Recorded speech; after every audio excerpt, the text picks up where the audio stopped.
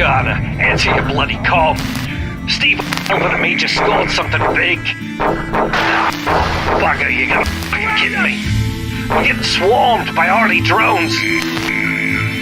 Look, I'm launching a package in an escape pod to coordinates that only Steve Belvin and me will know. If any of us make it out of here, come fuck this. I'm not fucking around. This is gonna set us up right good. It is So excited. as he said it was. You know what That's Hi hilarious. everybody. Hello. What they're talking about. Jelly's Did you hear that? I turned Canadian for a second. Yeah. What they're talking about is marble racing. Hey everybody, Yeah, welcome to Return to Sector 1. How's everybody doing? Sorry about the with the whole thing going on, with everybody being sequestered and stuff, they have changed a lot of sports, and people really haven't noticed. They have done like Formula One racing online, where people are like racing the Formula One games, but they're like the actual drivers in actual heat with other actual drivers, but they're just racing virtually. I'm like, this is amazing. This is the future. No, that's not the future, but it is amazing. And with that having been said, hello everybody, welcome to Return. You know to how Sector... fast you can get through a baseball game now? No, Tony, how fast can you get through a baseball game? If you could just click through the cut scenes, come on. Yeah. That's half the fun. I tell you what, this is all right. Okay, now see you did it. Now see you got me on a tangent. I'm gonna say something, and then we're gonna go back in. So okay, my dream when I retire is I have to be in a city that has a Major League Baseball team. So every day I can go to all the baseball games. I'll keep track of all the, they got that card that. Do you know how to do that? Fuck, no, I don't know how to do that. I got to find another old dude to show me how to do it. See, there you go, Grace. You can come out, go to a game with me. You can teach me how to do it, and then yeah. But and here's the thing: I'm not a real big baseball guy. I'll enjoy going to the park, and I think really what it is it's just my secret way of getting sloshed on a regular basis as an old man. I mean, fair enough. Because it's a good opportunity. You go to the park, you got to get a brew. You know what I mean? So. Sneaking a hip flask, I suppose. Yeah. Sounds expensive. It does sound very expensive. Well, then, see, I'll be the old dude that'll be... The games are so fucking long. I can spend 15 minutes at concessions arguing with them to the point that they give me free beer. There's lots of stuff you can get away with when you're older that you can't when you're not old.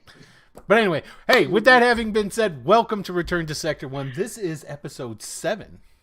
I really should have had, and I didn't think about this until just recently. I should have had a subtitle for these. You know what I mean? But because this is just Return to Sector 1. The first one was Sector 1. But anyway, it's our sci-fi Western show. It's based on, hey, Rigger, how's it going, man? Based on the Open D6. I've taken those rules, modified them some. We have the Wicked D6 system. And we are actually playtesting this when we end up doing, we're going to be doing some more playtesting with newer other games later on and whatnot. And eventually this will be released to the public. It'll be out. I'll give it away in free PDF. And then, of course, wherever I have it located at, you can buy a print version. I'll have that done up too. I'm definitely going to come talk to you at that point in time, Dylan. You know how to do that, right? The format stuff? You're muted. I think you're muted. Yeah. Yes, kind of.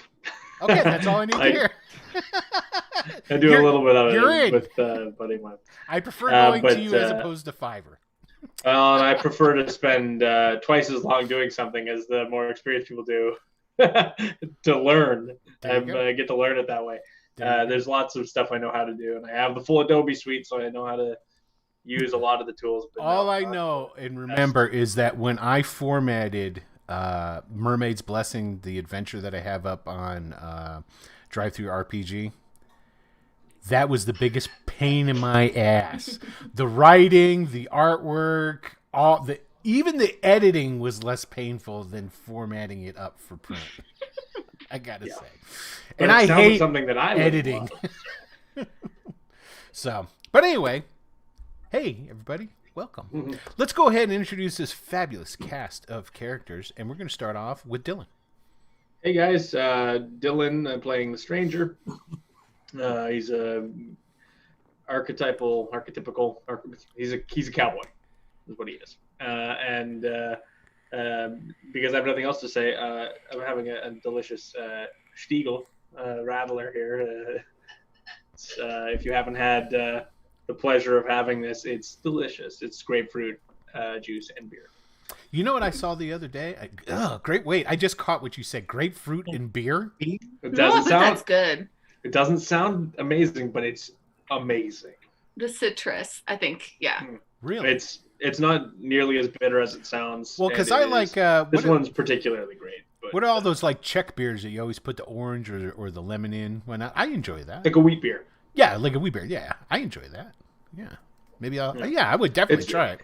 Once you try it, because I don't even like grapefruit juice, but once I had one of these, I was sold, and they're huge right now. I'll have to pick some of that up because I saw an ad for basically, and I think I told you guys not too long ago. It kind of like just dawned on me. Somebody was telling me about whiskey and ginger ale. You know, that's 7 and 7, right? Well, somebody had said. Now you're talking to a guy who was like a bomb out drunk for a part of his life, and even through all that had never come into contention. I never even thought about it. But somebody was talking about it. I was like, that sounds delicious. It's such an essential Canadian drink. Rye and ginger. Oh man, it's a big thing. And so I had especially like Canadian Club. Yeah, I had it, and then the other day I saw somebody mixed it already for me and put it in a can. I was like, I gotta get this. So that was another tangent. Sorry. Yeah. All right. So Grace. I'm Grace. I'm playing Corax. She's a bounty hunter and a prosec captain. And so yeah, hopefully on her way to Earth finally. Well, we'll see. And last but not least, we have. Oh, hey, Queen, how's it going? I'm glad you're here. And last but not least, we have of the infamous Uncle Tony. Yeah, I'm huge in China. Actually, I'm big south of the border in Mexico, where they call me Grande Bandejo, which Mr. Big Popular. Yeah, that's exactly what that means. I went down there, I got off the plane, I said, hello, my people. And they said, Grande Bandejo. And I said, that's right, Mr. Big Popular. Muy popular. Mr. Big Popular. I am Uncle Tony, and I'll be playing Calcuto del Sutoratmano tonight. And I get into it. I put a lot of effort into this role. I wish more people would watch. I love. Hey, you're putting it down on wax, so to speak. You know what I mean? I'm cutting tracks. It's living on the internet forever. So I think this is going to be a good one to go back and rewatch. I think for people I already go back and rewatch. They're great. Yeah, this is a really fun, smaller story that I think people, if people want to get to know us, this would definitely be a great place to start. Well, I think the first sector one and this one are it's really good, really fun. We have a lot of good. We always have fun here on Wednesdays, though. So we do. Yeah. I'm not usually as drunk as this show, but. Yeah, it's true. He's gotten into this whole being a wino thing with a fervor. So yeah, haven't we all though? Tonight I'm drinking carnivore. That's right. I'm the blood of a carnivore. That's what I'm drinking. This. Hey, Crypt. If I think, Criff. No, it's a one. That's a one. Is it a one? We all need glasses. Crypt. Yeah. Hold on.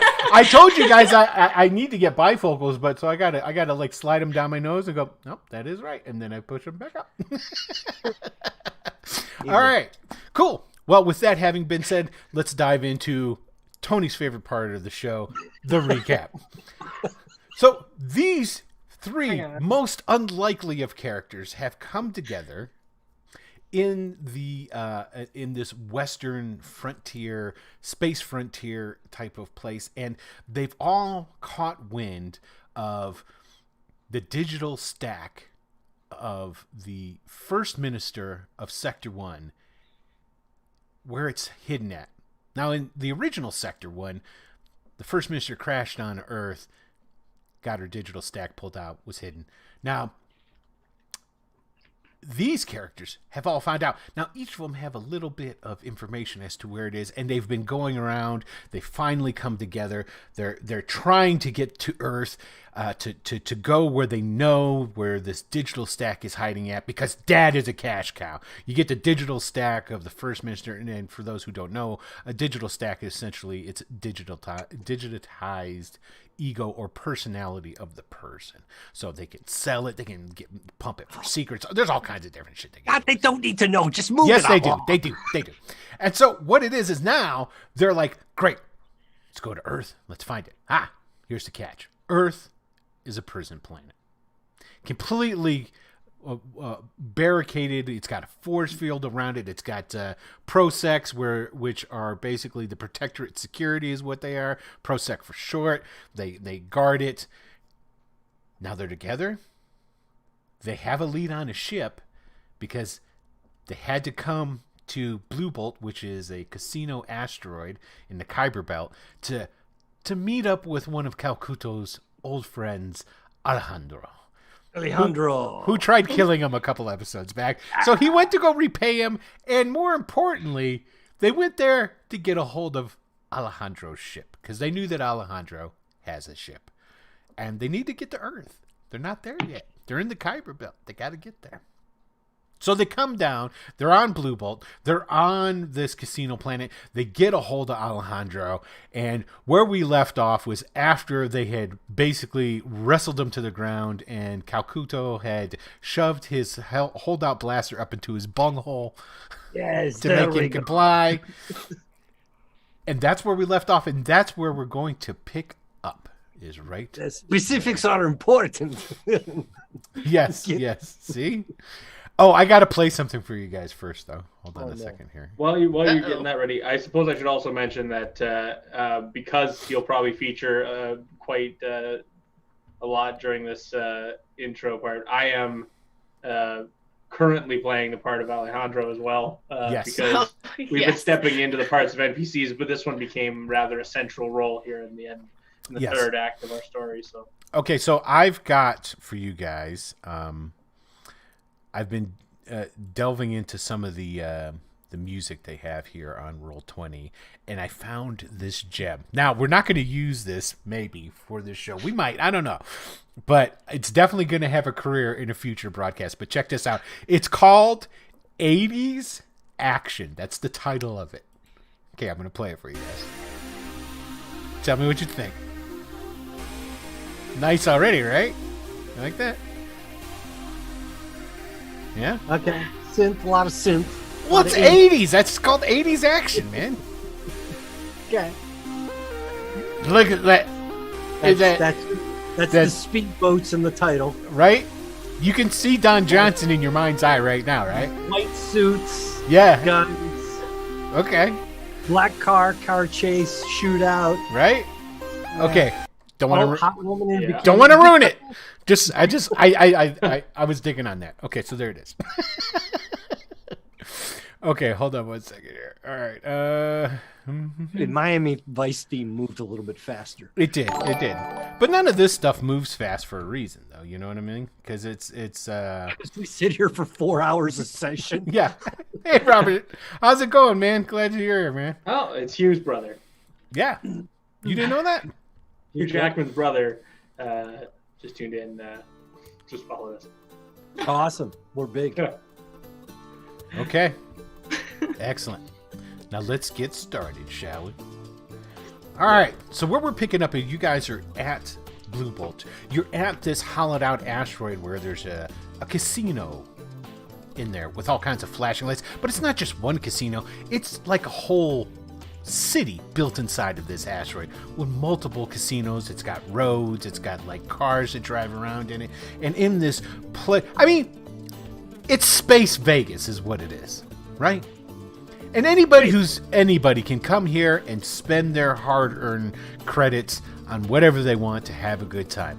Now, as they went and they found Alejandro, they chased him out of the casino and ran him down in the middle of the street amongst all kinds of pedestrians and other people. And Calcuto, you have wrestled this poor man down. You're laying on the street. We have the stranger and Korax are coming up behind you ever so slightly. And so that's where we're picking up. What's going on? And go. Where is your ship parked? Come on, where'd you park it? And you've got a gun on me, right? That's the situation. Not just on you, almost in you. He's got it between your cheeks. Hey, listen. Just I'll take you there. All right. Just let me up and all. You're going to take me there? Yes, I know. Lead the way. Oh, all right. And he gets up, sort of doing that dance that someone does when they. Now there is a bunch of people who have stopped and are watching. Now you do know that Blue Bolt does have its own security as well. They have a police force here. Remember, you met some of them in the hangar bay when you crash landed that shuttle here. Right, who supposedly took all of our guns too. They did. They took all your guns. They put them into storage.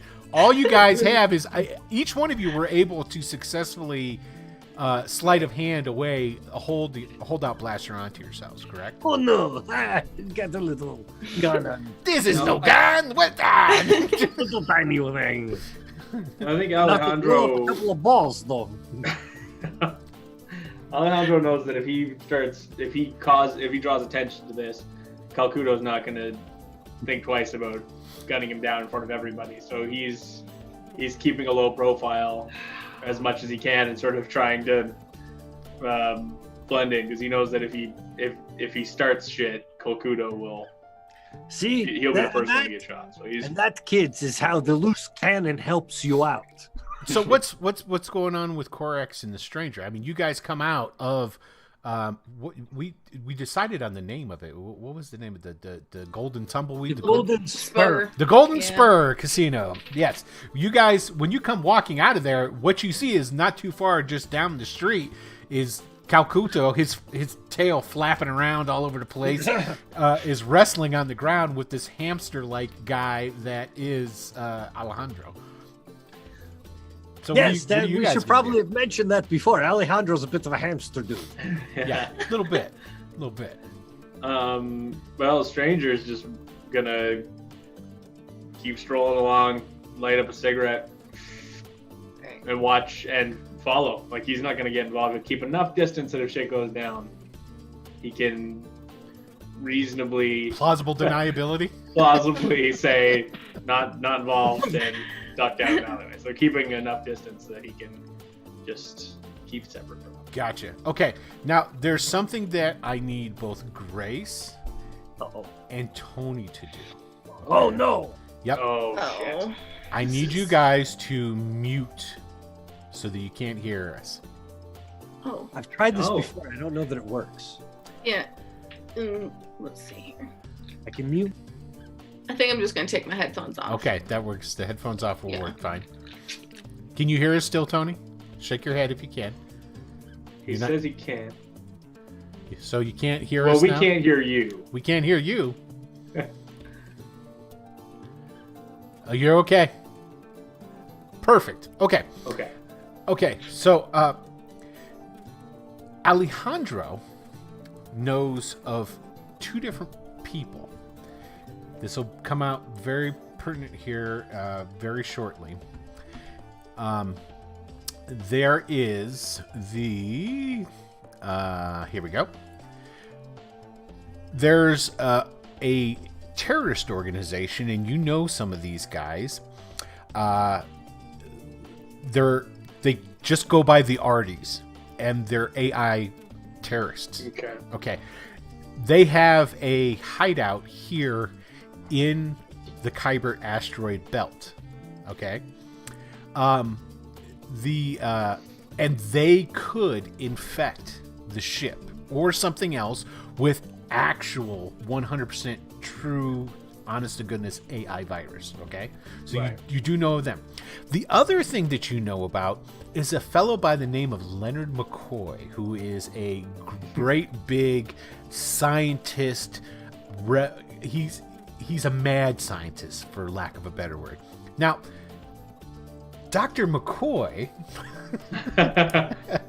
I'm a doctor, not he's a wanted man, and the reason he's wanted is for dabbling in illegal technology, and the illegal technology that he is a specialist in is teleportation. The reason teleportation is illegal is not because it is like what we're used to in our sci-fi is teleportation is the person gets broken down into a digital signal, and then a digital signal sent somewhere and the person's recreated, correct? Okay. Yeah. Teleportation, however, what it does is it will scan somebody, make a digital code of it, and rebuild the person at a different location, but that original person, nothing happens to them. They're still there. So what it does is it clones you at another location.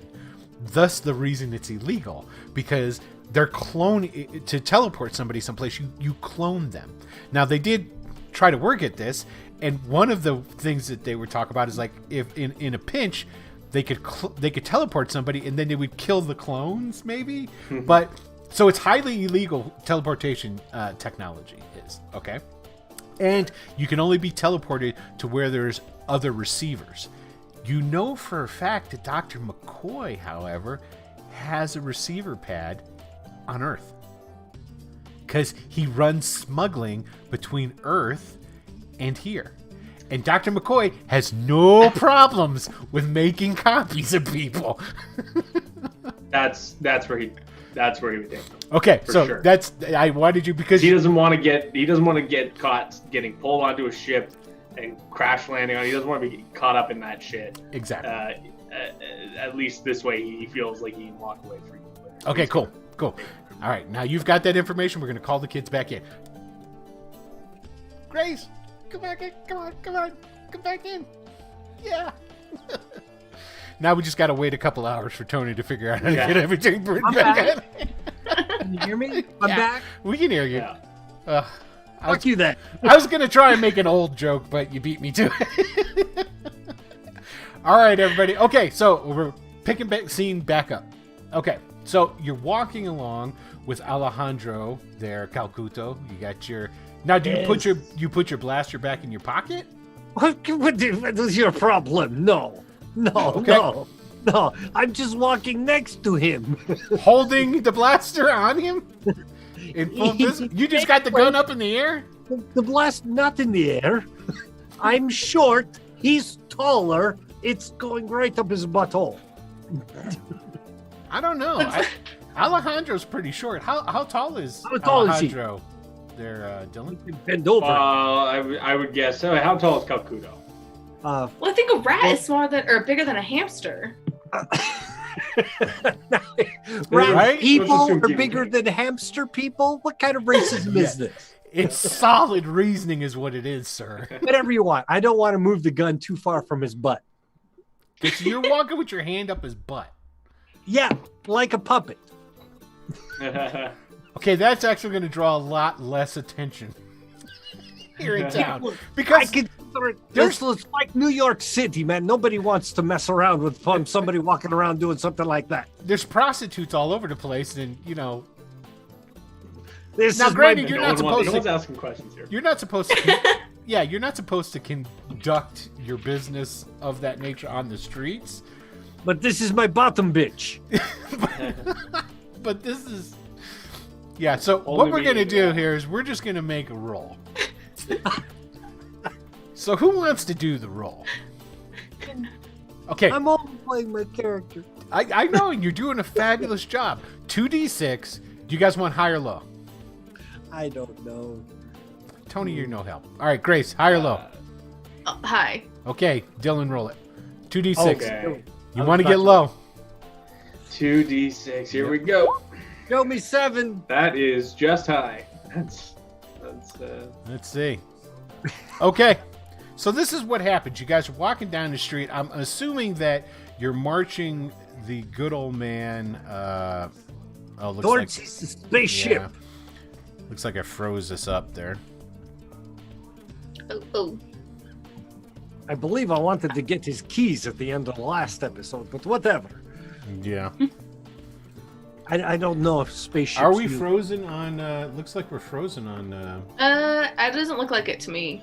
Where? maybe it's just me. No, it's still going here. Okay, I just refreshed it. And we'll see what happens here. Yeah, no, we're good. Okay. Just being obnoxious. All right, cool. Yeah, it's technology.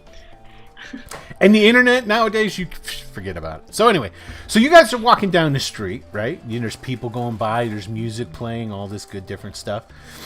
And there is a group of the Blue Bolt security. Now, the Blue Bolt security, surprisingly, they're wearing the similar jumpsuits that you guys were given because you had to get your clothes burned from riding in. How long were you in that shuttle? It was 2 days. Oh, I didn't have clothes, but 2 days. 3 days. It's So, still good, so- you know, in that yeah, so spaceship. you guys all have that like slate gray blue jumpsuit on. So there's 3 of the Blue Bolt security walking down the street towards you guys, and they have guns and they have batons, you know, so that they are like they have like it's not a utility belt, but they got a belt with, you know, like a cop, you know, they have cuffs and shit like that on them. And they're coming right towards you, and they're like, one of them points at Alejandro and Calcuta, and they're starting to make their way over towards you. Fuck. Play along, or you know what happens. Yeah, I know. The stranger. No, he's not going to intercede. He's just going to stay back. I'm going to Yeah. assume that, considering I already have my holdout blaster pulled out, that the easiest place for me to hide it at this point is perhaps further up. It's already well hidden. Okay. You're just, you know, also helping you in this matter is the fact that the hamster people, which I don't have a name for yet, they have voluminous behinds. So it definitely helps in this regard. That's right. And he doesn't have a long tail, it's just that little nub that like kind of just... All right. I can know the story we're going with then. Okay. And so the 2 Blue Bolt security guys come walking over, and one of them goes, "Hey there, fella. Hey there, yourself. Your partner looks to be in a little bit of well, he looks like he ain't feeling so happy. You all right, sir?" Too many drinks at the casino, I think, and he's gonna go sleep it off. But Well, he doesn't look drunk. Want to get me a little. As the one guy's talking to, the other 2 Blue Bolt security guards are slowly circling behind. So they're Because gonna that's what they do, you know. Yeah, man. Yeah, that's how this works. Hey, come on! You're gonna hassle a couple here? And I then- thought it was a progressive place, and you. The one guy, as he comes around and goes, "Holy shit, Bob! You ain't gonna believe this. He's got his hand straight up his derriere." Hey, that's a personal business. You don't need to be a part of that. We're very close. Very, very close. See what he said. Very close. Does Calcuto have any sort of persuasion or acting or anything like this? Like professional lying on his character sheet? Some kind of skill that's going to help him with this? Now, Alejandro, you do have fast talk at a D4.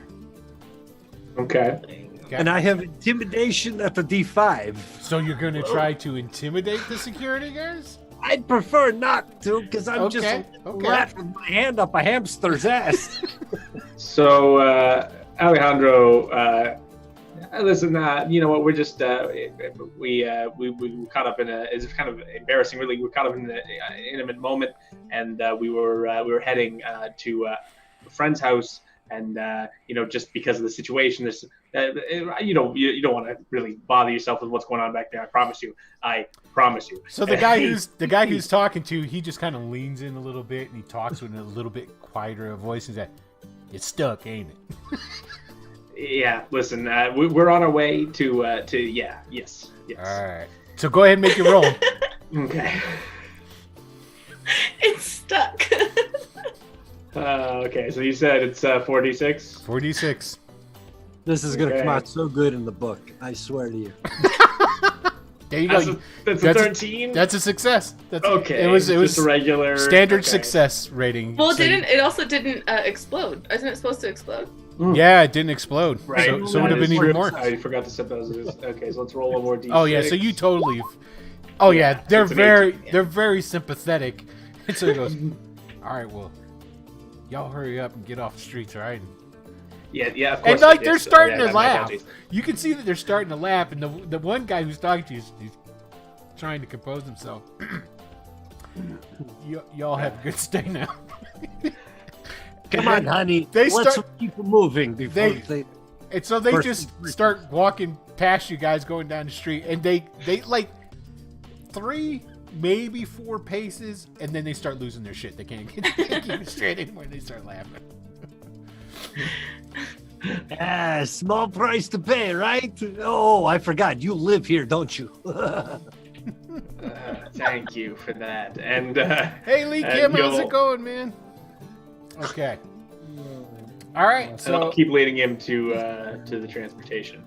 okay, so you guys are going towards the hangar now. Just like resorts where they have like boats and stuff, you buy and you have like a it's not a pier. What would you call that? Where you dock up and stuff along these lines. A dog. So- Okay, so there's a dock, and so yeah, you leading him to your ship. No, I'm taking him to a different place. You are about to lose your balls. Okay, don't forget too, guys. All of your gear is in storage. Right. I got For the most everything part. I need right at the end of The my stranger got quest. his holdout blaster in his boot there too, but Okay. but no, Alejandro's taking him to still planning on getting them to Earth, but sending them express. He's going where? He's gonna send them express to Earth. To Earth. Okay. Yeah. Just taking a different route, as it were. So, but he's not gonna share that with him. Right. This that's- shady motherfucker. Okay, so explain where you lead him off to. Where you going? So he's taking them to Dr. McCoy's for a little dematerialization, as it were. Actually, well, not, because actually what's going to happen is he's going to send their bodies to Earth, but it's more like a 3D printer. They're going to be printed off on the other end, and they'll stay here, and there's like going to be a whole new version of them over there on Earth. So ready to- are you explaining this to Calcutta as you're going No. along? Okay, so you're going along. So where is Dr. McCoy at?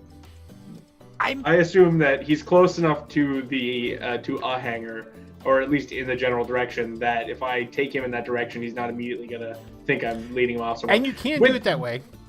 So now, Dr. McCoy's setup is actually in the lower bowels of Blue Bolt. He's Yes. got like a super secret.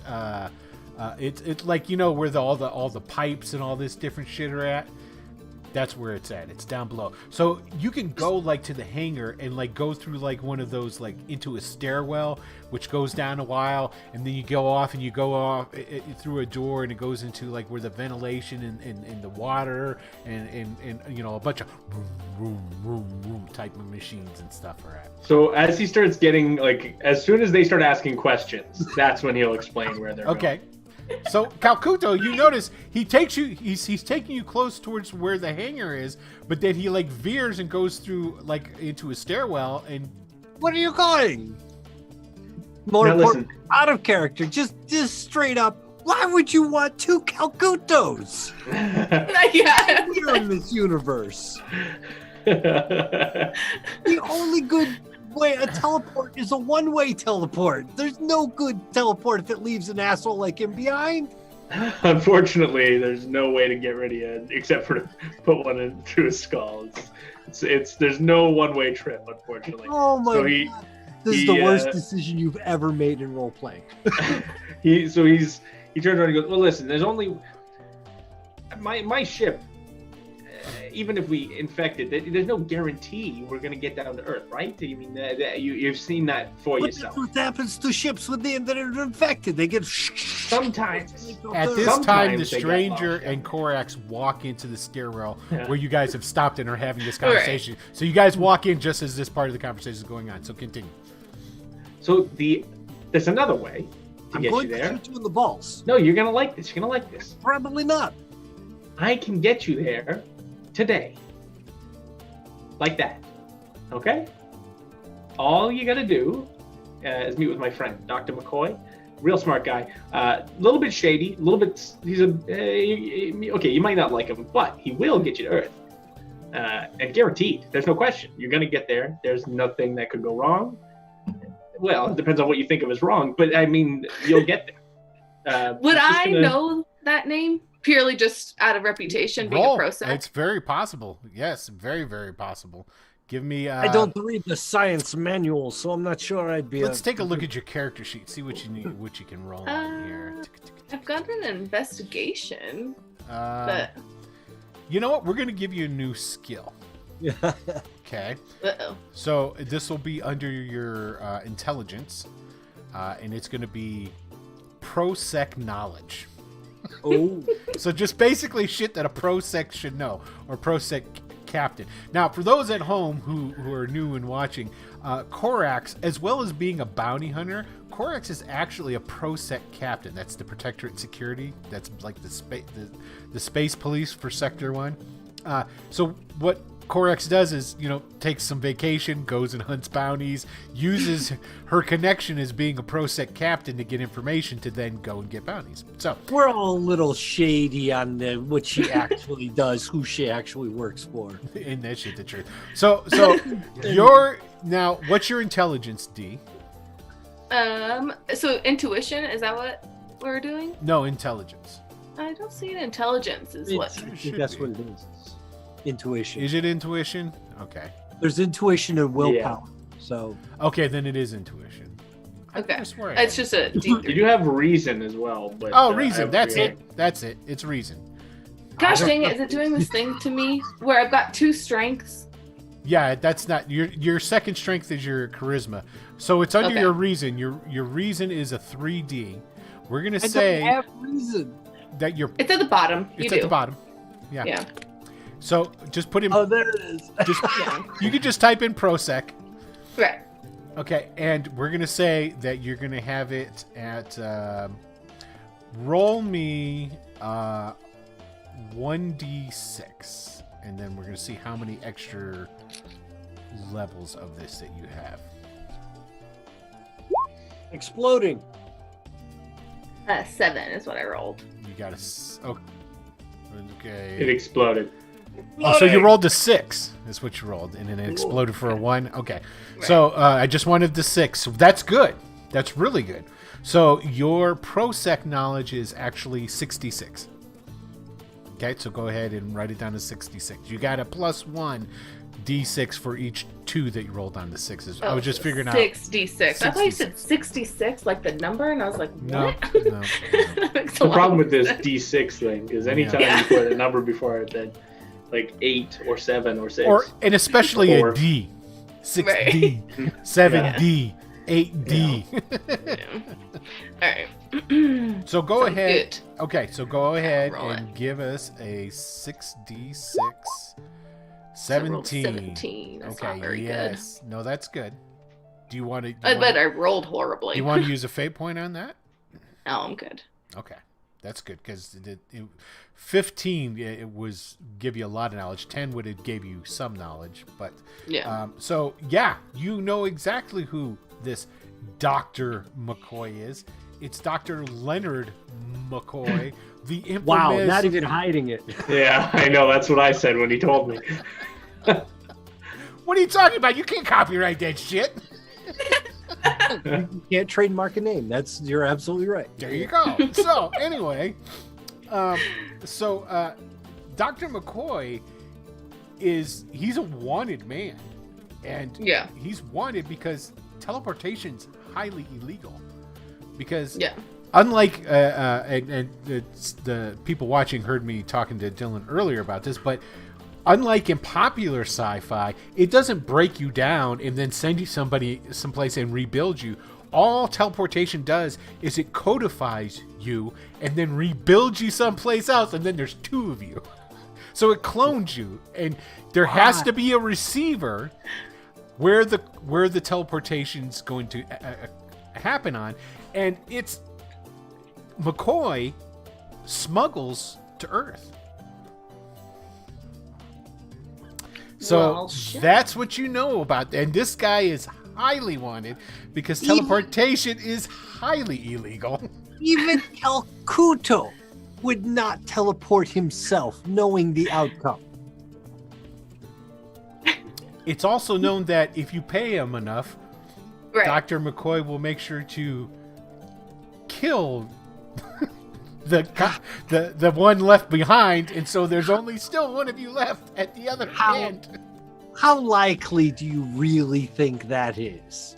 And how many times does that need to go wrong before all this goes to shit? That doesn't sound like Calcuto talking. Does that sound like Calcuto? Doesn't sound like I'm just saying. There's a reason it's fucking illegal. Okay. You're insane. Now, back to Alejandro. Don't worry, Calcuto. What's going to do is just going to send you there. You're going to be there in a blink. You won't even remember leaving, and you'll be there. Yes, okay. I think I'm fine with that part. And it's no space travel, no more of that ship shutting down because you're infected with the virus. None of that. You just go, you're there. That's the easy way to get there. Why do you want to send me through the beaming thing? It's easy. You just said it yourself. It's easy. It's not easy. There's always something. No, it's easy.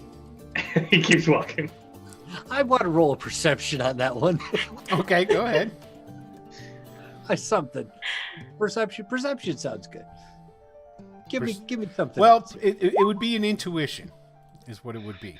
Because what you're trying to do, because what you're basically trying to do for 5e, what you're trying to do is you're trying to insight this guy. So unless you have something, now you can use Streetwise. Let me see what I got. If you have Streetwise, you can totally use Streetwise. I have Streetwise and I have Perception, and Perception is under my intuition. Yeah, and Streetwise is under intuition as well. Oh, fine. Now, Perception is just noticing things, but all right, not, fine. Okay. Streetwise. Okay, give me that Streetwise there, baby. Come on. I'm not there, so I don't even know what I rolled. Okay, you got a 14.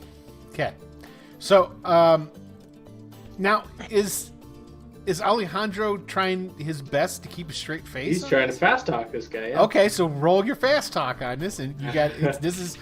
I'm thinking you need to beat a 14. Yes, you need to beat the 14 that he rolled, sir. And there was a 4 in fast talk, right? 46. Yeah. Yep, 4d6.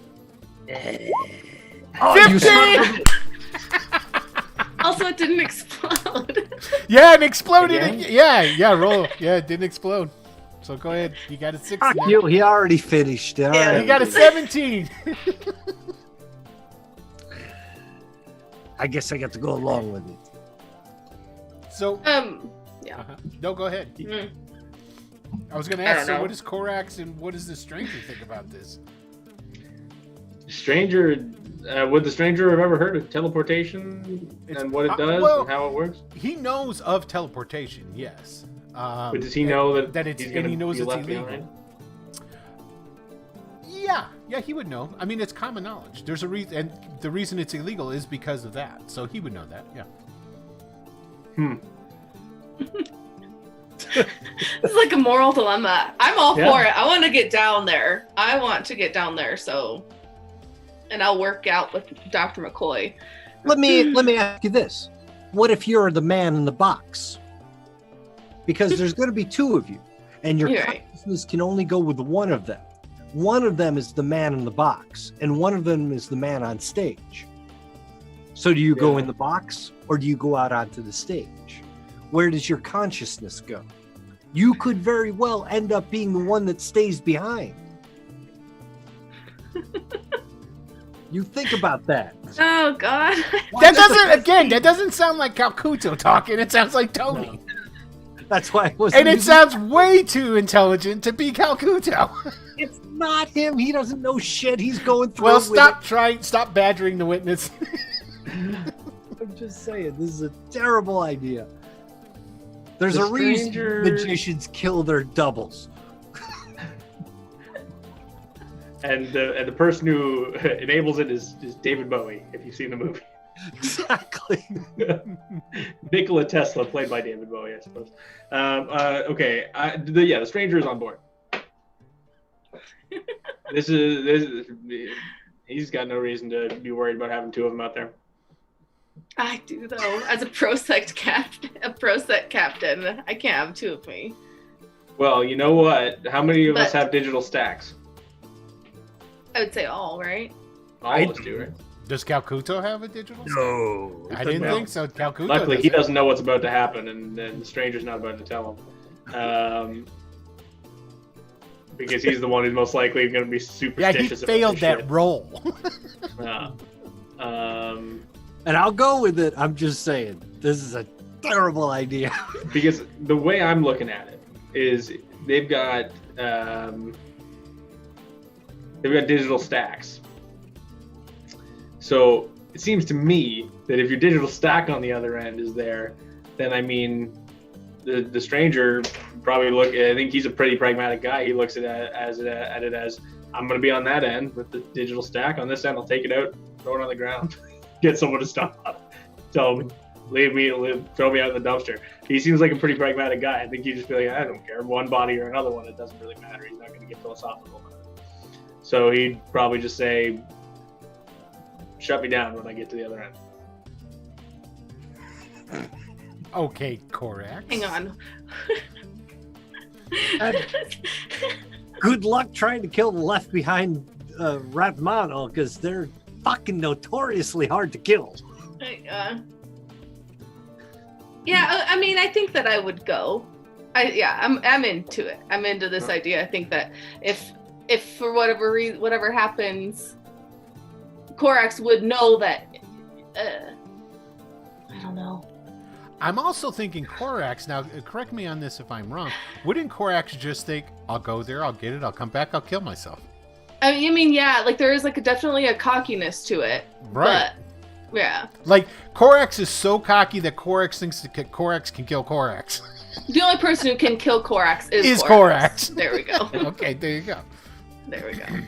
So I think the stranger would turn to Korax and say, I know you know where this is going. Maybe we keep it from him.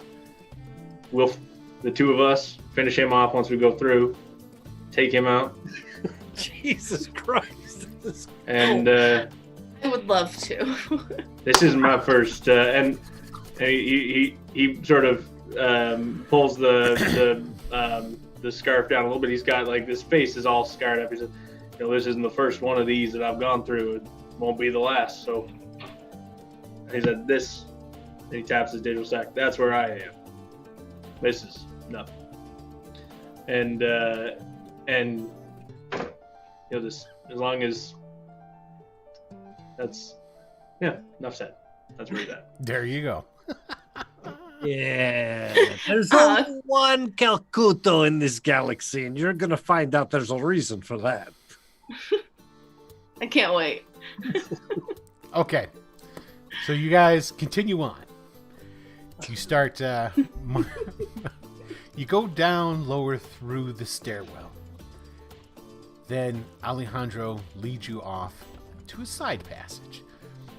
And then through like some steam tunnels, around some dripping, like it's like got the mortar, and it, like the brick is wet from something that's leaking far above, some like standing water. Gets to a place where it seems like it is just a solid wall. And what he does is he goes over, and you see that, Calcuto and Alejandro go over to the wall, and you see Alejandro, he like messes with the stone, and it appears like this is the actual stone of the asteroid. And then he finds an area, and he pushes it in, and it slides, it's a secret door, and it slides off, and then there's a hallway. And you see on the other side, it's almost as if, not as if, it has like a lot of the same like power cables and different types of pipes running along the top of this this tunnel. Let's see which one I got here. No, it's definitely not that fucker. There we go. That's what I want right there. Okay. The hallway is dark. It's only lit by a few lights spaced out. There's a track for the lighting, but many of them are burnt out. There is still some of this standing water in here as well. As you continue going down, there's a hum that starts to generate. And the sound of like machinery working in the distance. Now, Alejandro, you've been here before.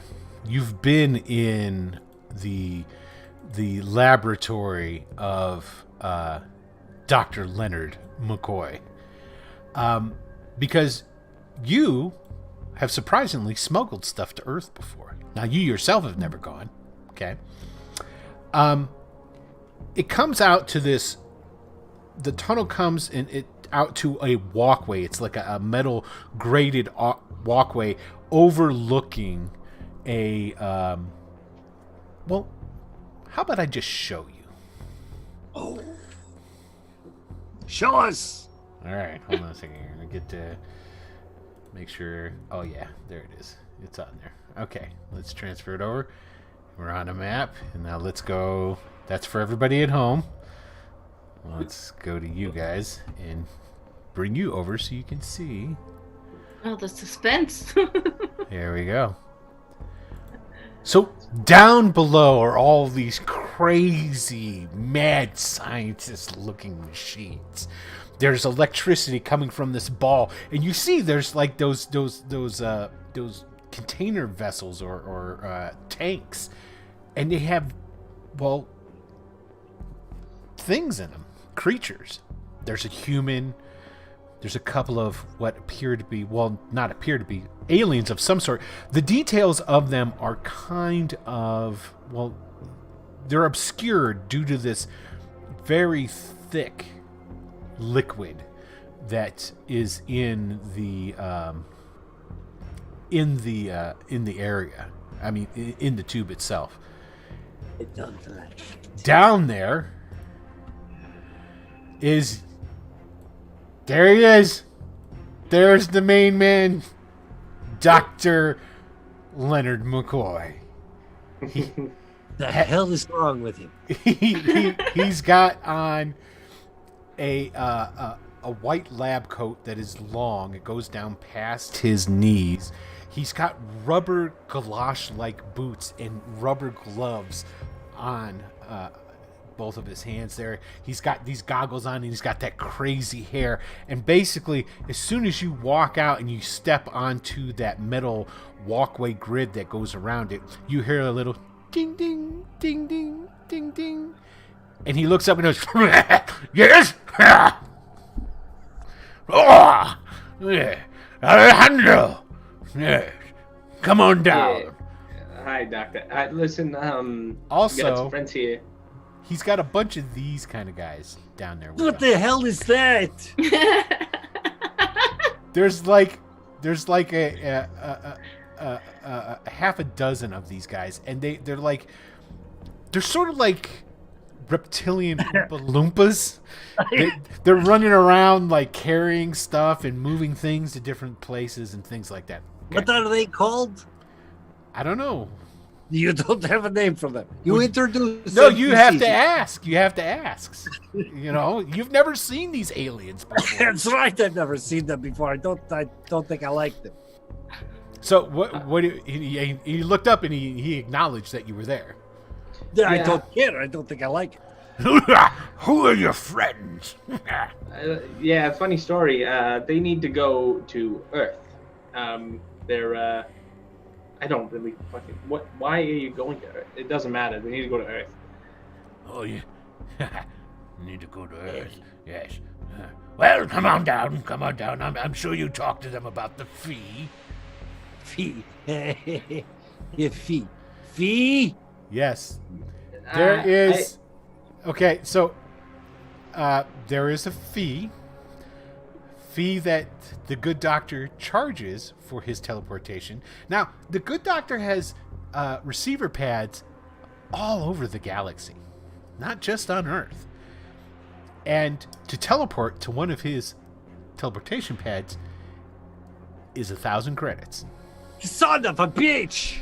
Now, how much do you want to bet that this guy's waiting for us on the other end when we get there? Who? The Anyways, doctor? The doctor? Yeah.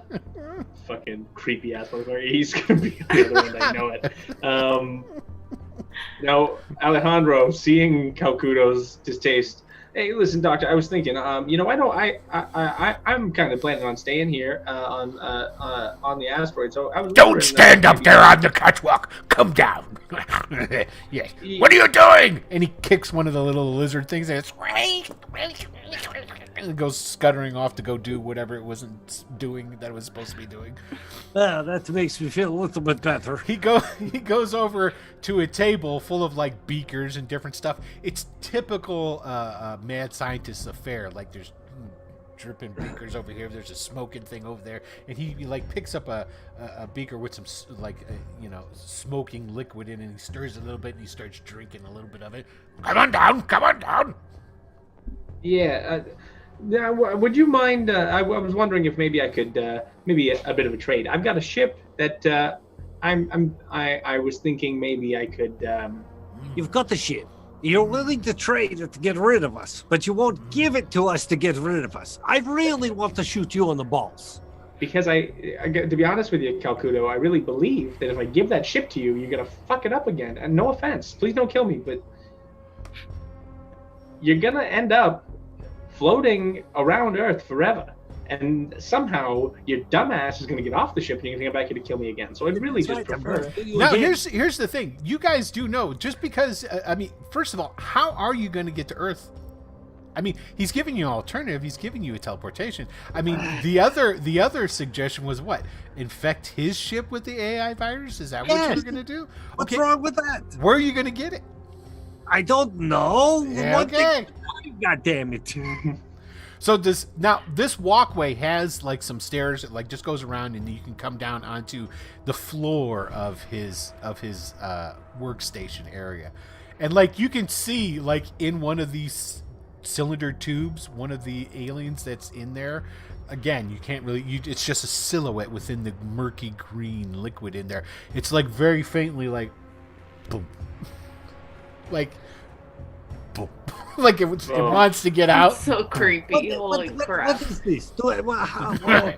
My big question is, how does Ratmano! I haven't seen one of you in a long time. At least he knows what the kind I am and show the proper respect.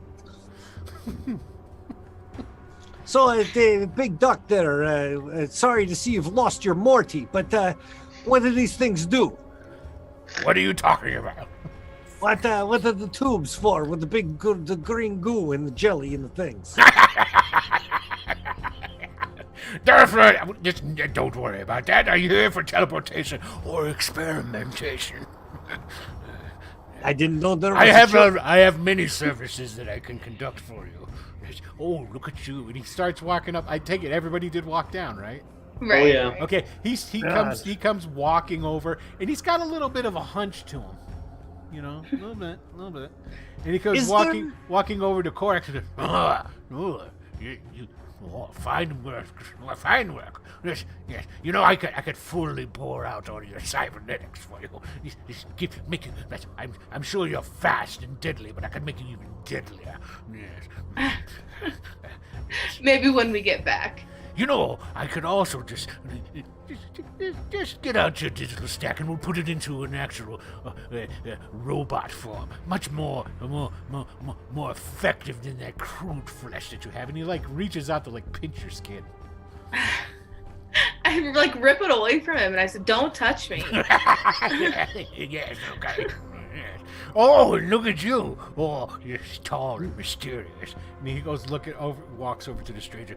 Oh, just don't hide your features from the doctor.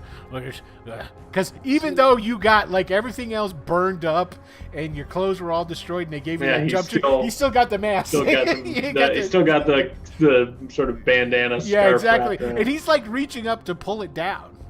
And he slaps his hand away. Live ones you bring for me, Alejandro. Yes. Sorry, I don't have any cheese, Rodman. Yes. What do you want? Teleportation? Where do you want to go? We're going to Earth. Ooh, Earth it is. I'm not going first. That's all I'm saying. Oh no. Someone else goes before me. No, teleportation's very dangerous. Should send the cyborg first. I can't. I joke. Okay, I think joke. the doc and I agree. That's as good. We'll send the cyborg first. And he reaches into one of the pockets on his lab coat and he pulls out a data stick and he goes, "Payment first." And these little lizard guys that were roaming around, they've kind of like stopped what they're doing and they're just all kind of sitting there watching.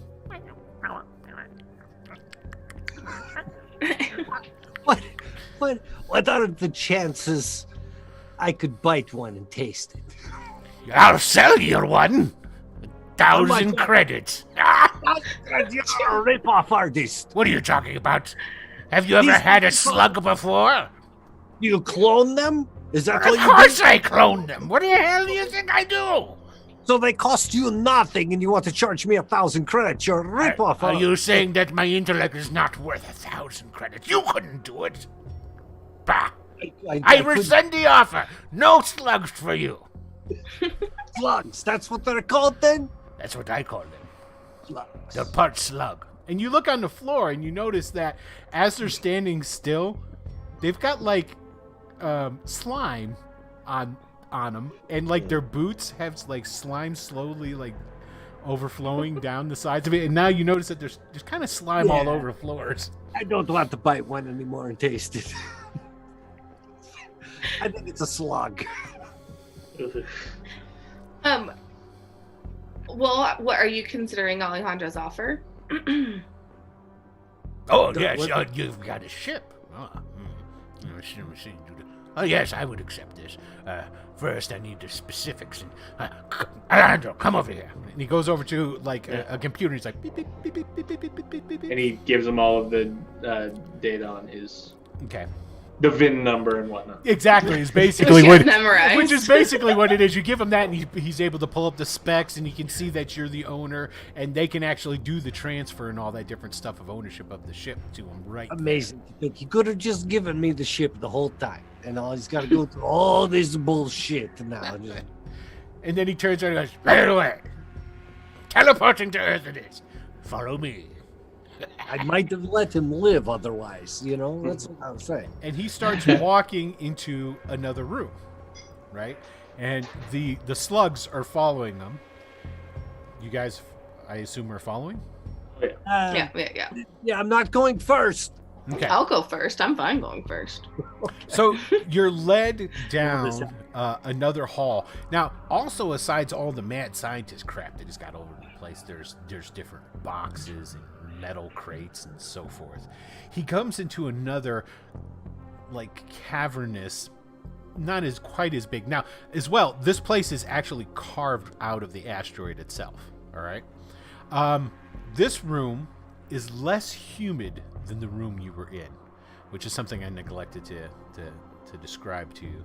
And a lot more stainless steel in here. There are, in a semicircle, 5 tables. Now, they're very similar to the table that you see in the picture there. You know, it's like the operating table on a swivel or a pivot. And it's got different types of there's like a electronic helmet at the back end with all kinds of wires and shit hanging out of it, and there's straps and restraints. There's a great big TV screen like monitor on one side of the wall, and as he walks in, he like pulls out a remote and he clicks it towards the monitor, and it comes to life, and it shows a desert, like rocky wasteland-esque place. A little like rat-like lizard goes running across the screen for a little bit there, and then the screen splits and it shows like some digital readouts and different things along these lines. All right, who's the first contestant? Where is this taking us on Earth? Oh. Question. I think that might be a good question. It's How specific can you be, huh? I can be very specific. I know where my receiver pad is located at. It's in a place called Vada. Yes, and there's you can't see it right there, but there's some buildings, outbuildings, and what have you, which will have supplies and different things. It's all within the cost, and you can go ahead and outfit yourself with whatever you might need. But I don't know how close that is to where we need to go. Well, where the hell do you need to go? We need to be at Pittsburgh. Oh, Pittsburgh. Pittsburgh. Yes. You got the receiver in Pittsburgh. You could just No, there's only one receiver on Earth. Don't be ridiculous. Yes. Well, you'll have to find transportation to Pittsburgh. How far is that? It's a whole planet. It could be the other side of the planet. It could be another. Do all right, man, and complain incessantly like you do. Jeez. There'll be an Archie there waiting for you. Name's Alfred. Just talk with him, and he can arrange transportation for you to wherever you need to go. I could have crashed your fucking ship in Pittsburgh. That's all I'm saying. God damn it. It's my ship now. So, you, madame, are you going to be first? Yeah, I'll go first. Excellent. Come lay down on the table. Calcuto really wants to pay attention to how this is done. Okay. And the stranger wants to make sure that he communicates to the doctor. He's going to try and pull him aside or go up and just try and subtly communicate. We need to make sure it looks like she died on this end. Oh, of course. And he holds out his data stick. Yes.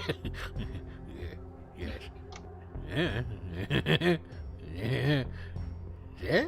No? I'll do the best I can then. You get what you pay for, son. He doesn't have any fucking credits, so I know. Okay, so does Korax go and lay down on the table? Yeah. I Okay. mean, yeah. You know, all right, my dear. Sound hurt a bit. And he starts strapping you in. He puts down this metal bar across her chest and across her waist. Then he puts metal bars across her arms and across her feet. The helmet comes up, and then through the helmet,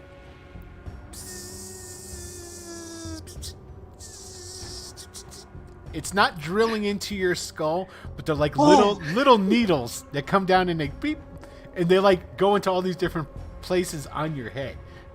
Well, that's weird. By the way, be still.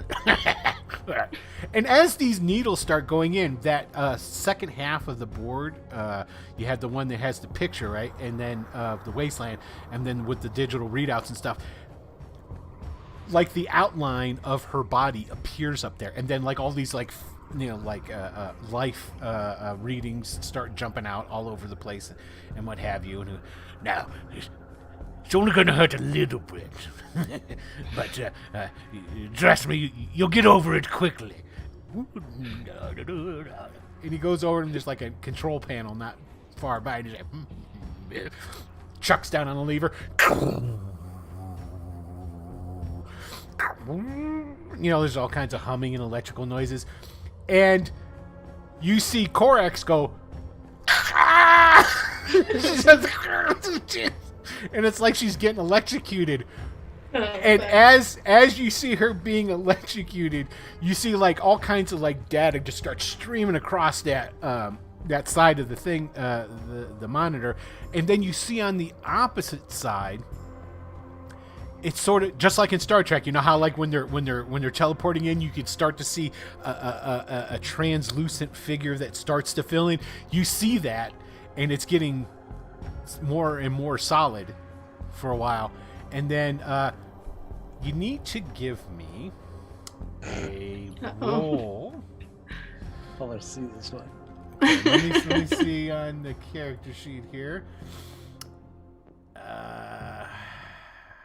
It's going to be a strength roll, which you're pretty good at.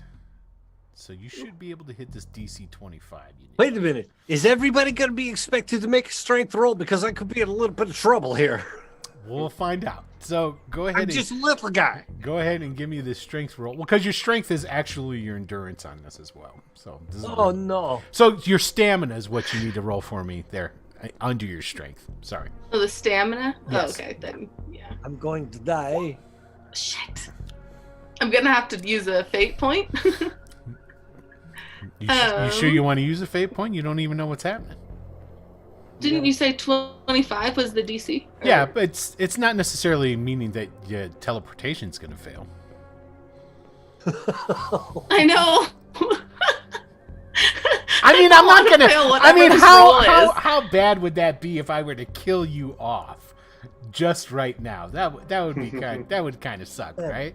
I mean, that wouldn't be no good. So you tell me, do you really want to spend that fate point?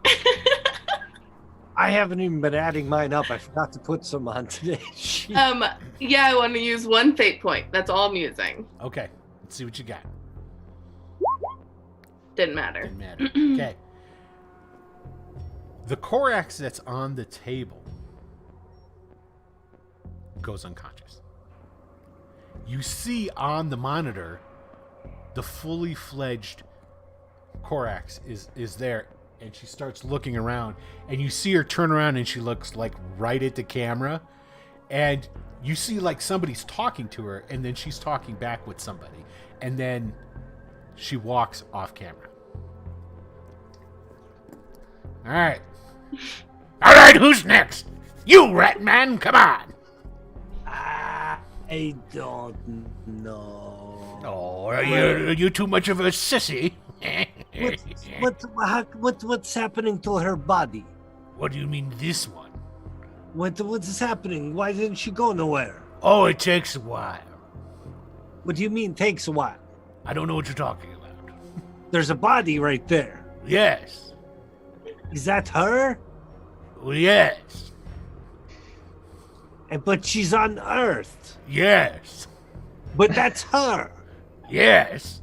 You're confusing me, goddammit. I don't know how else to answer you, but there it is. Are you gonna come and get on the table or not? Is she alive? Calcuto, Yes. do I need to remind you that she knows everything that we know, and she's over on Earth by herself? Yeah, but she doesn't know everything. I've got the one last thing that's inside of my head. That's why I gotta make sure my head makes it to Earth. Of course it'll make it It to will. us. Are you doubting my scientific ability? I'm doubting your ethics, motherfucker. Bah! Ethics. It only gets in the way of science. That's the problem that I'm having right now. I don't know how I can trust you. Oh, well, I've been paid. I want to do two things. Okay. I want to drop my holdout blaster under the table that I'm going to be strapped down to. Okay. I want to do it quietly so nobody can see me. So you're gonna stealth it. You have sleight of hand, right? I'd like to sleight of hand it. You got it. You can totally do that.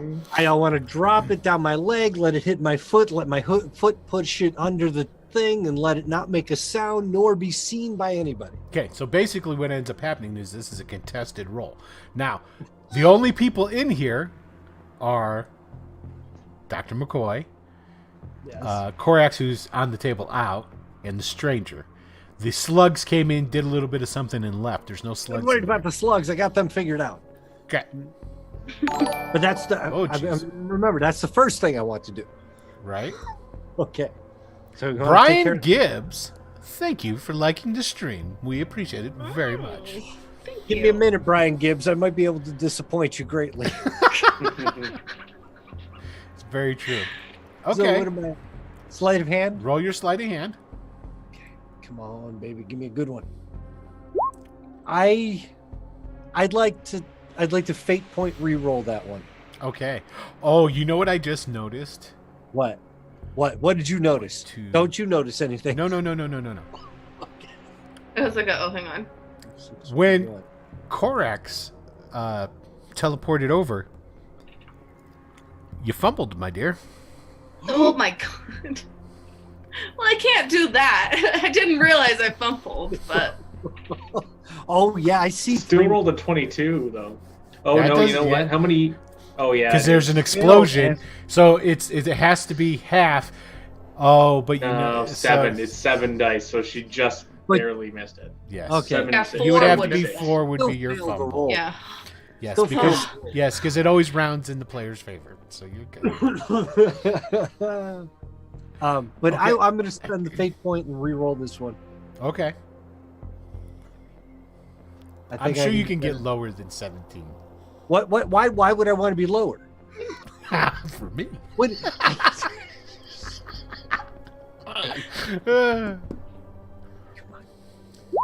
I called it! I so called it! It's still a success with a I guess not a raise. No, not it's a like cabbage roll. contested roll. This I is mean, contested. I Other people have to roll their perception Right. and notice. I'm going to spend another fate point. The last one you can spend. You I can only know. spend 2 in a roll. Come on, man. Come on. Come on, Mr. Miyagi. Give me that mojo.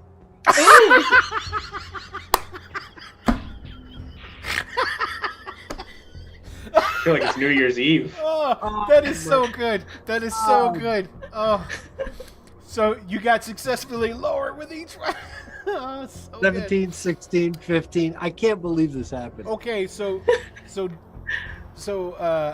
the stranger, go ahead and give me a perception roll. I'm gonna roll for my good man, the doctor over here. It'd be great if you guys would roll under a 15. We'll see what happens. Just let me get away with this. Perception. Okay, Why did they roll? They both here's- roll 16. Here's the doctor. 10. 10. Oh. Ooh, okay. So the stranger notices what Calcuto does. The doctor's all wrapped up in his science stuff. He doesn't notice at all. The And- question is, do you let me? I'm not going to stop him. Oh, Okay. thank you. All right. So same thing happens to Calcuto that happened The to Korax. second thing I wanted to do, though, Oh, yes. I'm sorry. Go ahead. because this is important. As he's strapping me down,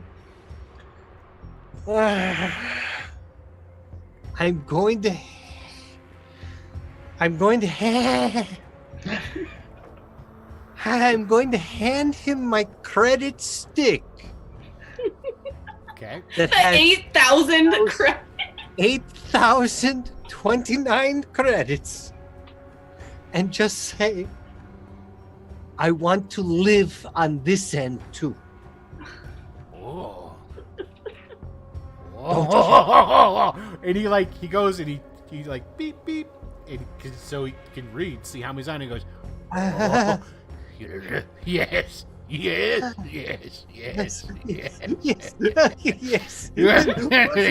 yes. Oh, I forgot. Alejandro's here too. Let's roll for Alejandro. What's that? Is that a 3d6? Is 3D 3d6 for 3d6 for Alejandro, you motherfucker. Yeah, he didn't notice either. Okay. I intimidated the hell out of him. Okay, so the same thing happens to Calcuto. Now, Calcuto, you need to give me a stamina roll, and That's okay. I looked at my stamina. It turns out it's pretty good. so the DRC that you're trying to hit is 25. Yeah, I 25. thought mine was pretty good too, and then I fumbled. Can I spend a fate point right now and bring that down to 20? You sure can.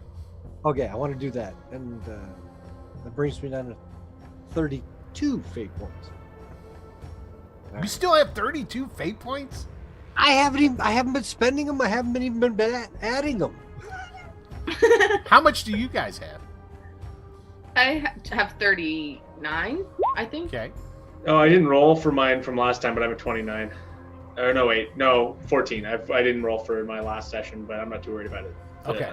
All right. But Never 14 mind. should. That's why This is part of the play test for me to see, because one of the things I have to the fate point economy is the center point of the game, if you guys haven't noticed, and how they're spent and all that. And it has been important. We just haven't been in a ton of combat in the last couple Yes, sessions. that's true. That's true. Okay. 25. You succeed. So what happens is that whole same thing happens.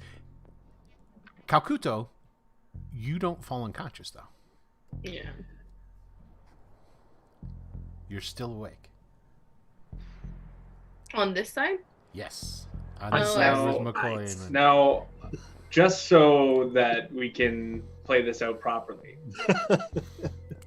as soon as that helmet went down, the stranger pulled his holdout blaster out of his boot.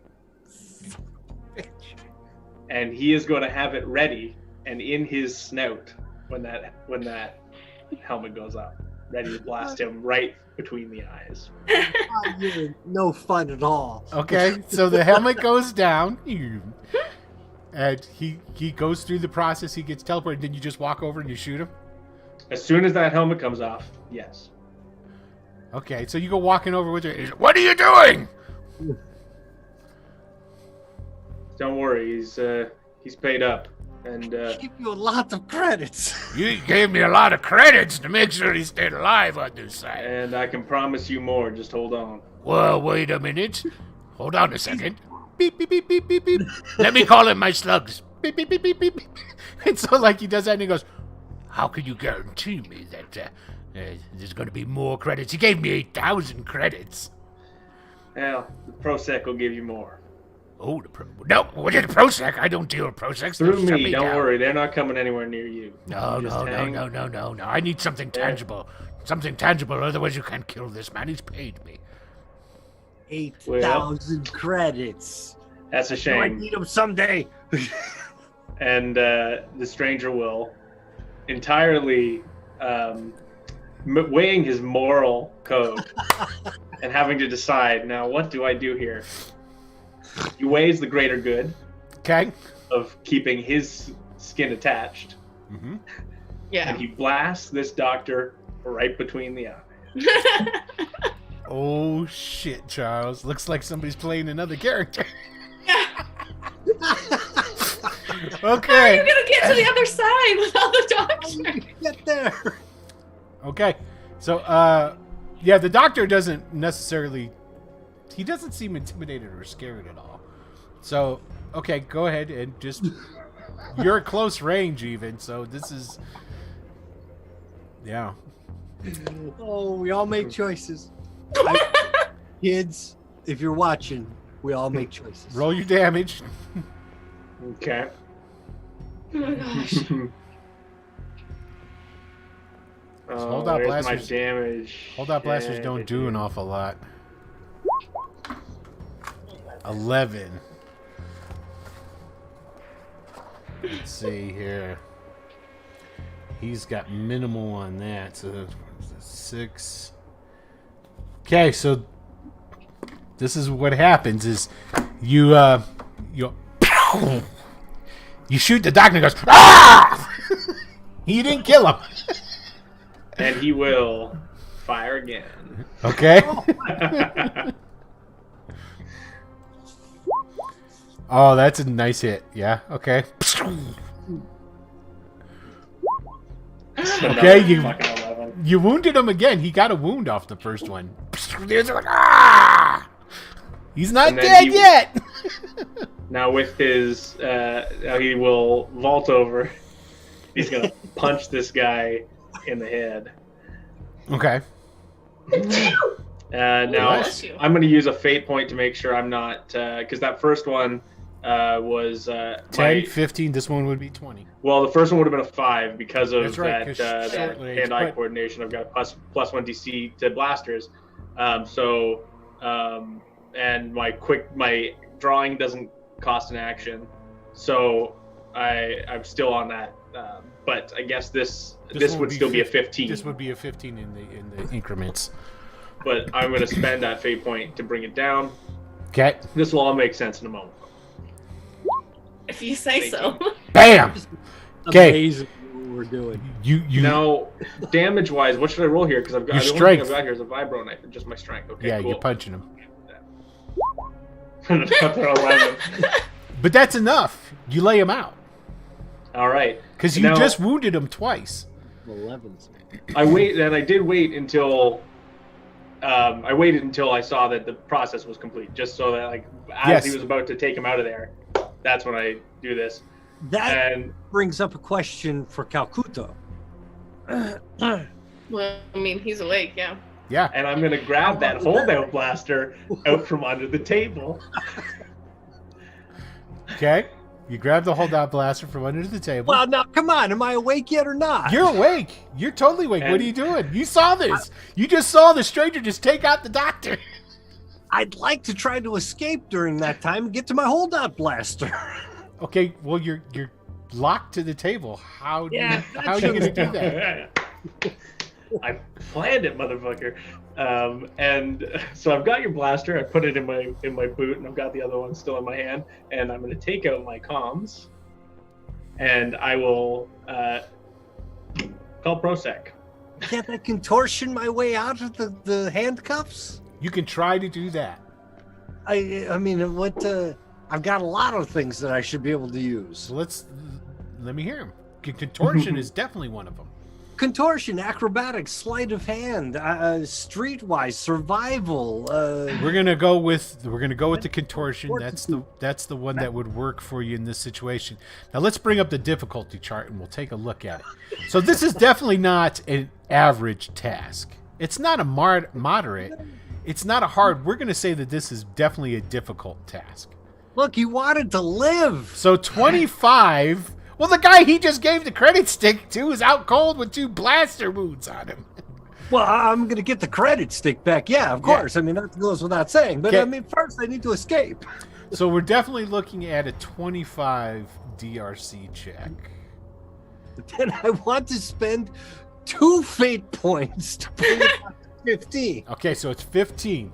Now this is for you to basically wiggle your rat ass out from the bonds. Damn right. God damn right. 5d6. Doesn't happen. So the stranger seeing him wriggle. Oh, yeah, he's all like- say, God damn you! I'm going to get out of here. he turns and he says, "I'm sure you will, and when you do, I bet you're gonna come looking for me. And I know there's gonna be 2 of you. But that being said, then he's gonna turn to Alejandro.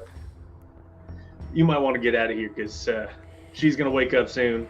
She won't be happy. He will find his way out of there, and I'll kill you if you don't too."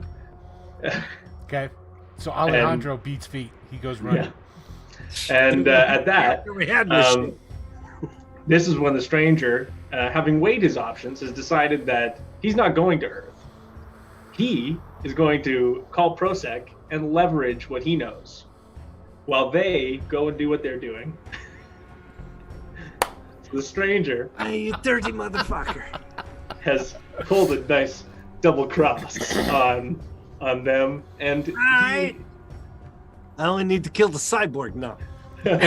so he takes his he grabs that credit stick off the ground, slips it in his pocket, Okay. God damn it. and he will pick up his communicator and start dialing Prosec, and he's gonna have a nice long conversation with them about maybe directing them to some known fugitives and the first the stack of the first minister. Okay, you get your compad out. You're like, can't get a signal. Too deep within the in the core of this asteroid. You're gonna have to go up top to do it. Well, he will. He's gonna take his time. Okay. So you go walking out. Alejandro already beat feet. Yeah.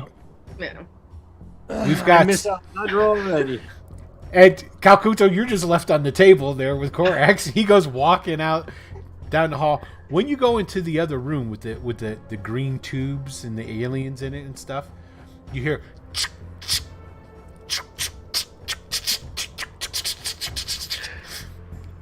And you can see 1 Dr. McCoy, 2 Dr. McCoy, 3 Dr. McCoy, 4 Dr. McCoy, 5 Dr. McCoy, 6 Dr. McCoy, all with heavy blasters. That was not a really smart move to do, boy. Yeah, you didn't kill him though. We could patch him together. And then another one picks up the conversation. Like he starts the sentence, and another one over here picks the sentence back up and goes, Now, unless you've got something else to offer us. Oh wait, you don't. Fire! Bye. Shit. I love it. So basically, we're not going to roleplay that out, that shootout, because there's 7 heavy blasters and then a number of other of the slugs around there, which are all hanging around with weapons.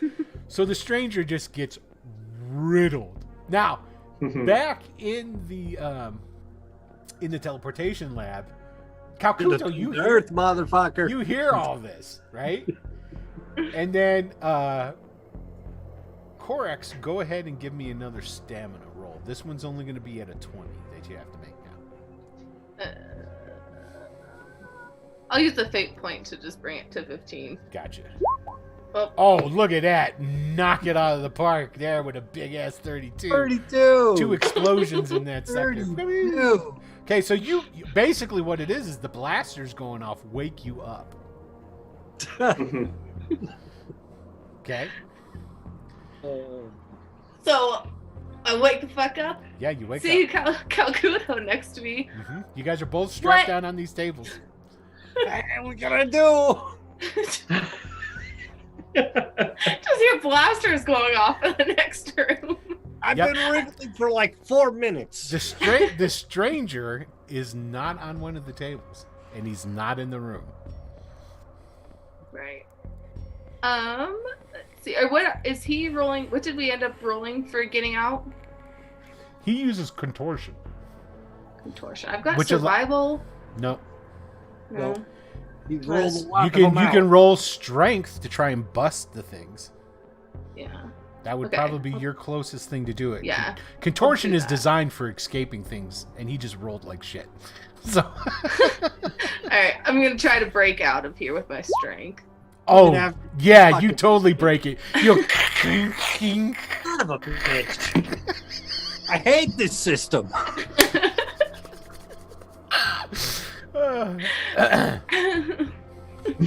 Which is, by the way, is the true test of any good system. Is that somebody hates it. I hate this system. Okay, so Corax, you get out, and then in walking into the room, while there's a Dr. McCoy laying on the floor, has 2 Right. scorch marks on him from blasters, and he's kind of like, drool coming out of his mouth. Another Dr. McCoy comes walking in with a big ass blaster rifle in his hands.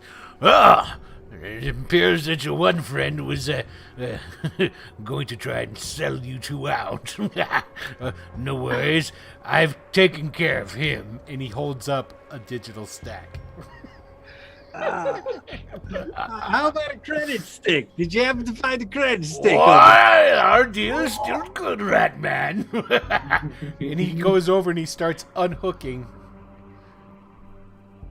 our good old friend, Calcuto. So he unhooks it. Okay. So, we're going to now switch to Earth. And let me paint the picture of what we see here. Camera changes views. Starts from a high up shot of a dusty, windswept wasteland, a bunch of scrubs, of course, tumbleweeds going by, stunted trees.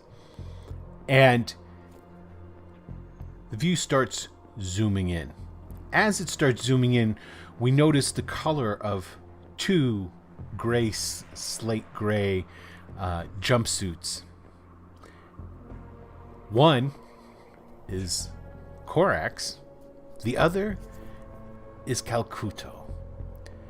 Standing there next to them is what at one time was a very highly polished and very refined looking personnel droid.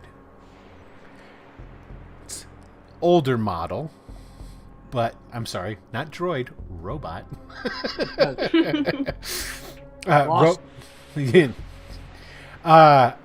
There and it's dusty from the dust being kicked up, but you can tell that the robot keeps very good care of itself.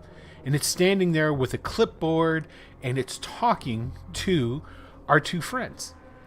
Now, this Artie, because on Earth there are no regular robots, all of the robots here have been infected with the AI virus and thusly become artificial intelligence, or Artie for short. This is Alfred. Alfred works in conjunction with Batman. Dr. McCoy. You're mixing your metaphors. Alfred is a smuggler. And he's played by Dylan. Because, reason. Now, you had received a message not too long ago from Dr. McCoy that he was having 3 packages sent over, live packages sent over. Your job is to outfit them as you would anybody else, which normally means is you give them like food, survival gear, and you can either hook them up with, there's a corral close by which is full of like riding lizards. Okay.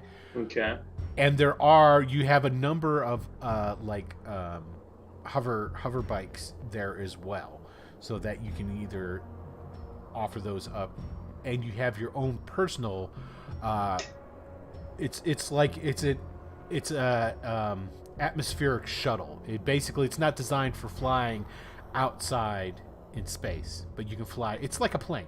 You know what I'm saying? So,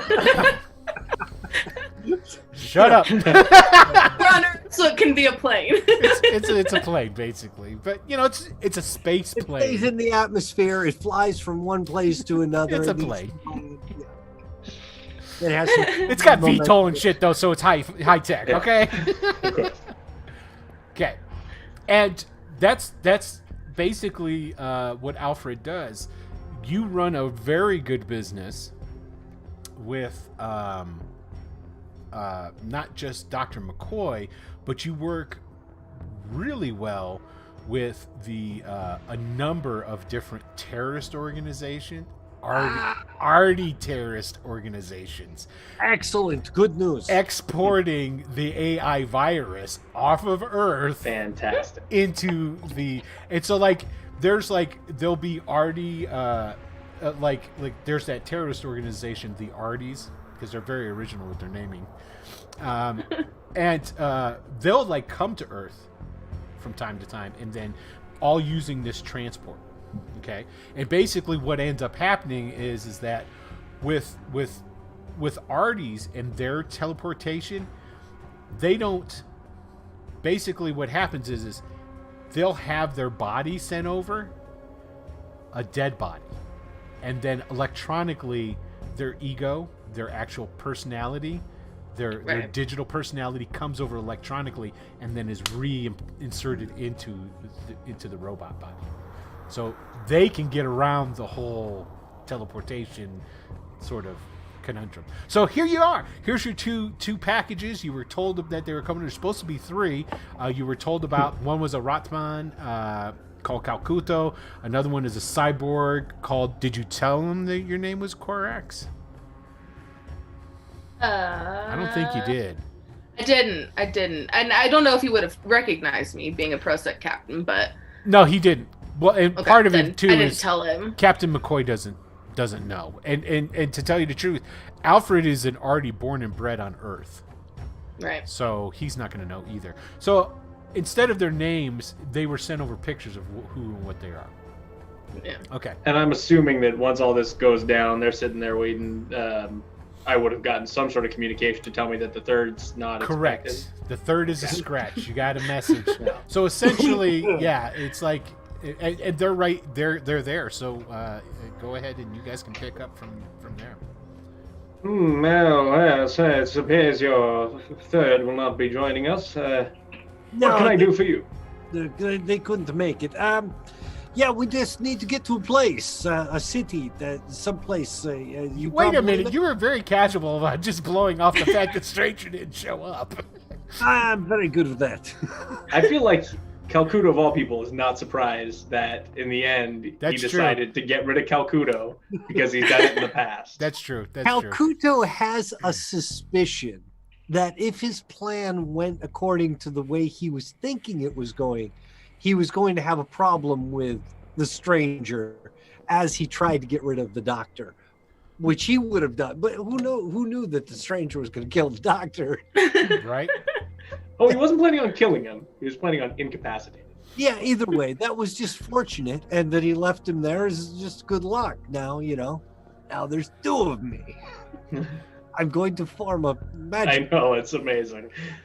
But yeah, so when nobody comes behind, that's sort of according to his plan. He wasn't planning on anybody coming. Either he was going to kill the doctor or he was going to kill the stranger with the holdout blaster under the table that he was going to squirm his way to. If he could roll worth a damn. Yeah, you roll for shit, dude. You see, the moment you hit that blast, I'll tell you that much. He was going to make sure that if he knew you weren't going to let him go easily, so he had to do something to stop you from there. There's 3D chess going on. So Alfred, he just sort of sitting. Hello, Alfred. At his keyboard there. Well, yes. What can I do for you? No, they were just having some problems when I left. So it would appear so, yes. We just need to get to a place. It's probably not far. I'm thinking we take a lizard, we ride a couple hours, we show up at a place called the Pittsburgh. Now, how far is Pittsburgh? Alfie knows. Vada is what used to be Nevada. Yes. Yeah. Pittsburgh. So wild. Used to be. Doesn't everybody just love the names I give to everything in this? You're so clever. I'm gonna have to rename everything. I know. I do this just to make you work harder. Pittsburgh is actually, of course, Pittsburgh.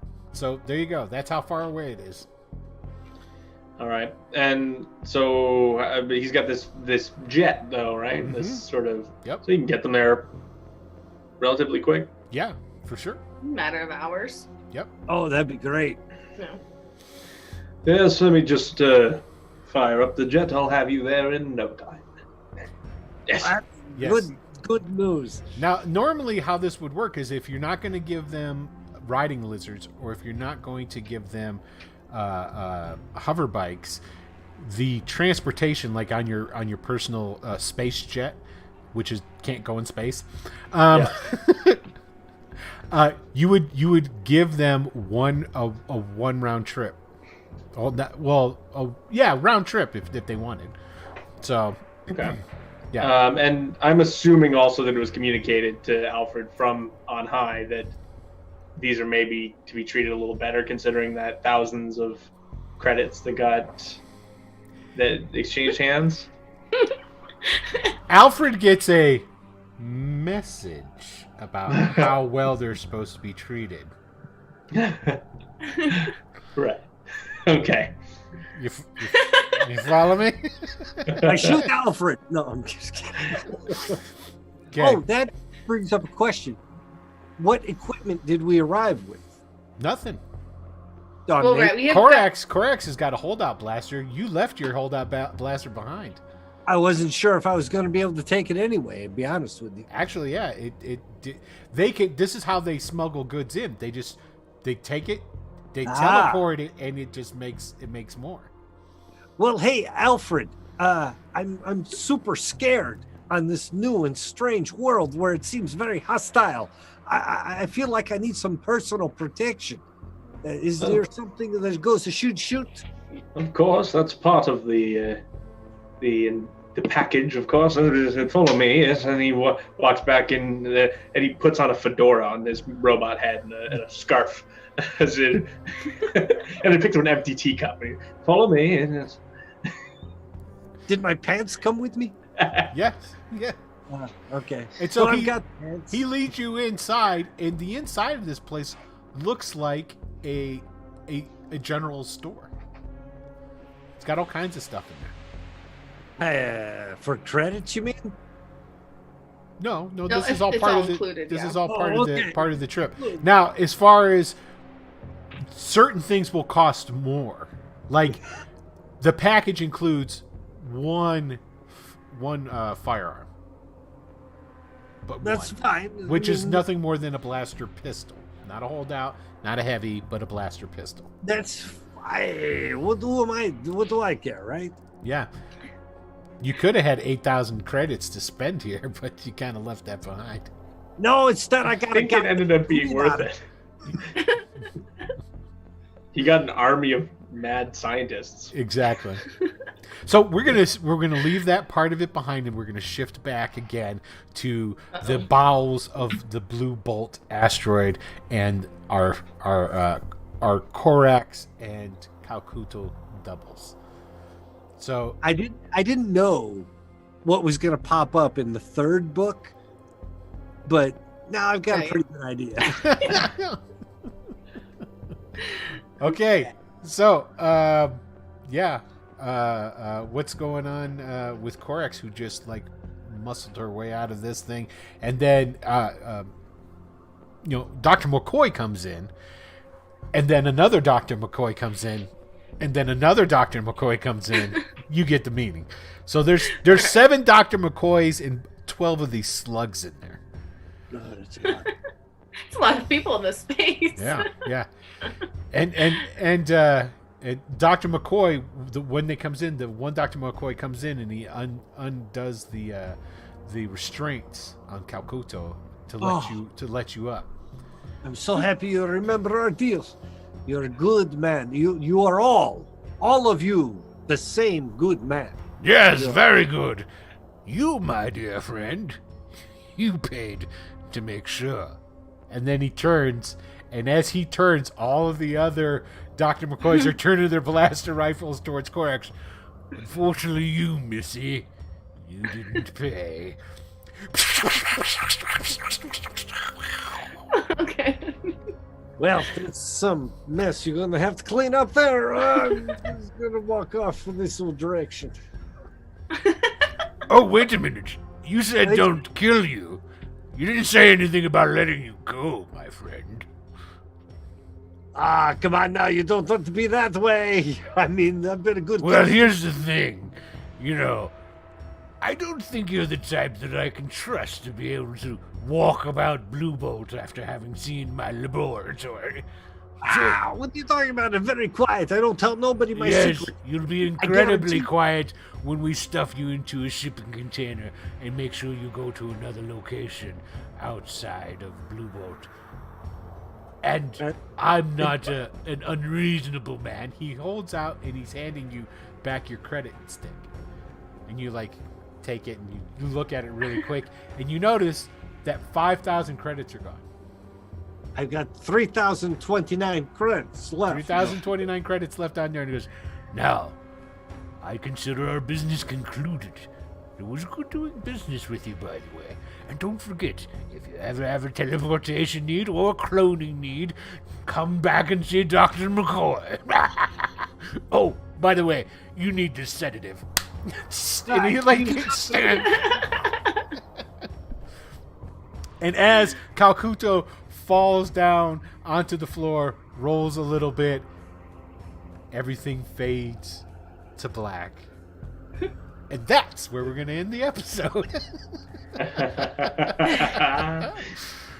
Well, that didn't really turn out the way I thought it was going to, but it's pretty fun. I don't think anyone. I didn't even expect to do that until I saw him starting to hide a gun under the table, and I realized he was planning on killing me. Well, or the doctor, either way. Or the doctor, either way. I was stuck there. So I had to find a way to cut myself back into the deal. Well, I can tell you this now since it's all past. None of you were going to get out of there.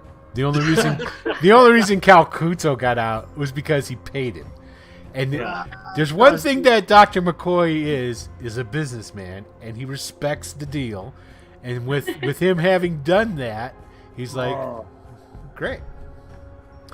So now you can see now you see one of the other reasons why teleportation is so fucking illegal, because it clones too. See? Right.